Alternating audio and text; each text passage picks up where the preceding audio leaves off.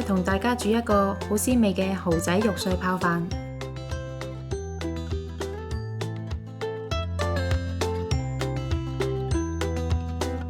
白米洗乾淨，將米同水以1:1嘅比例放入煲內，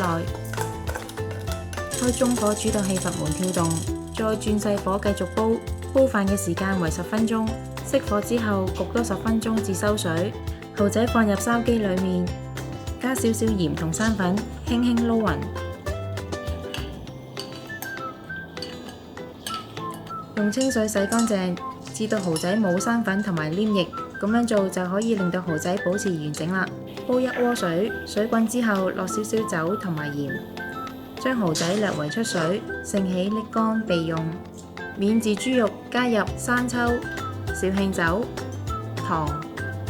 生粉，撈勻醃30分鐘。冬菜用水浸10分鐘，再揸出多餘嘅水分備用。薑切絲，芫茜同芹菜切碎，蔥切粒，加少少油落鍋中，開中火加熱，先爆香薑絲同埋冬菜，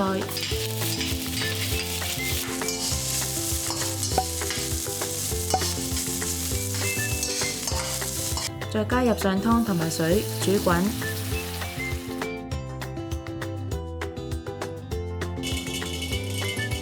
然後加入大地魚粉同埋肉碎，煮5分鐘，之後再加入飯同埋魚露，跟住加入蠔仔煮2分鐘，最後加入芫茜、芹菜碎、蔥花同埋胡椒粉調味，咁就完成啦。